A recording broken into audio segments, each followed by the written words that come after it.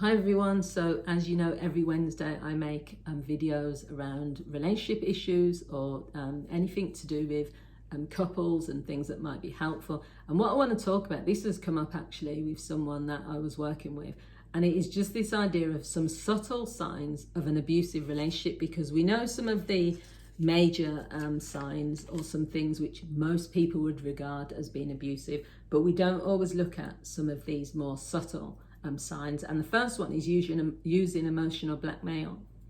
So when someone uses emotional blackmail on someone and says, well, you know, if you don't do this, then it's only going to affect me in this way, or if you don't do this, then you're the one that's ruining the relationship, or whatever, however it's used, it can be classed as a subtle sign of an abusive relationship. Lots of people with some of these things don't actually consider that these are abusive, because for many people they would consider abuse as the normal things like physical or financial abuse or verbal abuse, you know, more obvious signs. But using emotional blackmail is like on the level of verbal abuse, because you could emotional abuse you could call it, because the person is using the things that they know will get to you or get you to do what they want them to do.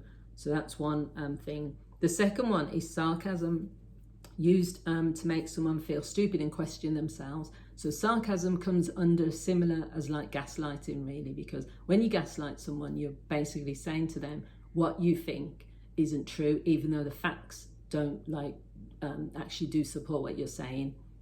So something might have happened where there's clear evidence that it's happened, but the person is telling you that it didn't happen. That's gaslighting. With sarcasm, it depends, because you can be just a sarcastic person and you can have that sort of banter in your relationship.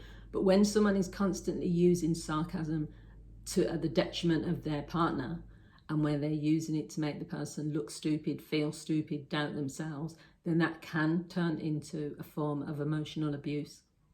Because if you're constantly mocking your partner, being sarcastic, when maybe they're talking about something really deep and meaningful, maybe they're sharing with you some of their needs, but you're like being sarcastic, you know, with them, then that can lead to the person feeling really unsettled, really unsafe in the relationship, and just not feeling good about themselves. So it can be a sign of emotional an abusive relationship. The next one is withholding affection or using intimacy as a weapon.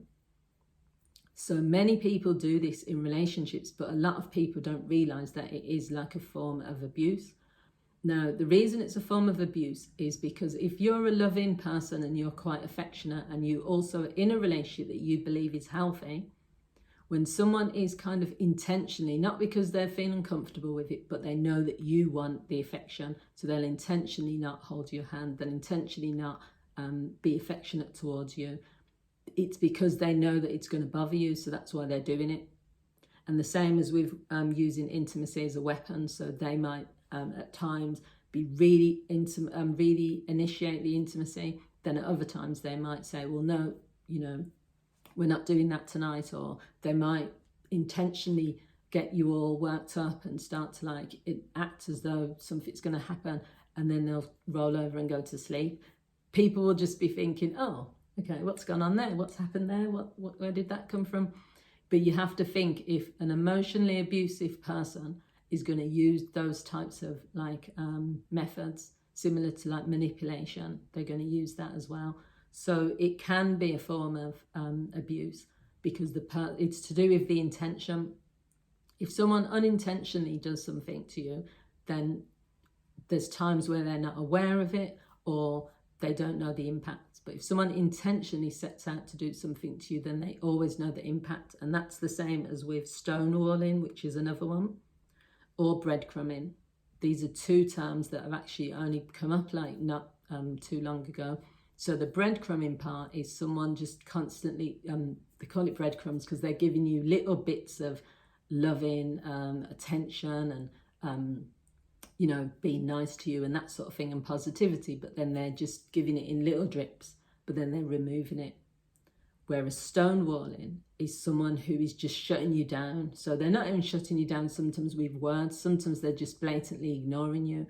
And I've worked with quite a few couples or individuals over the years where this has been an issue. Maybe the person will sit in the car with the person for a 3-hour journey and will not answer any of their questions, will not get engaged in any conversation. They'll just be completely ignoring them. It's very tense and it's very emotionally draining to be around someone when they are using stonewalling, because it's a method of kind of saying to you, you're not important.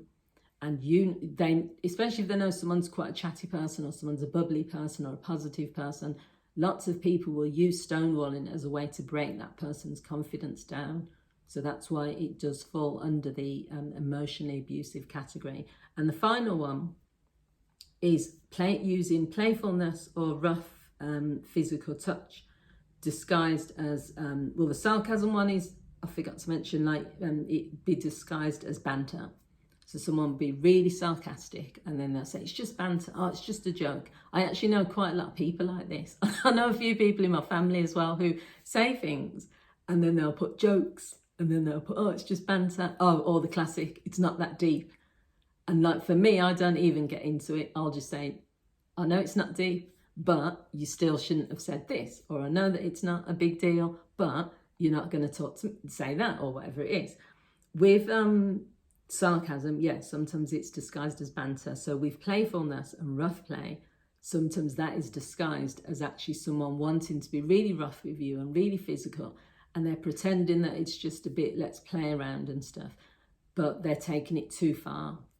So it can be anything from play wrestling or to sometimes with some men and women as well, but men in particular, if they have a fantasy to hurt a woman, whether that's through like strangulation or through other things, and they might deep down want to do that, they know they can't really do it in their relationship because the person will leave, and also it would be domestic like violence. So what they'll do is they might do it in the form of like, let's play around, let's have like a little game, but then they'll take it too far. And there's quite a few people I've worked with who have done this. So the partner will be saying, you're hurting me, you know, or this isn't playful, or this isn't fun. And they'll be like, oh, stop being stupid, you know, oh, lighten up a little bit. So they'll be probably wrestling with them, or they'll be like squeezing their arm, or they'll be pulling their hair, or doing little things which are quite physically abusive.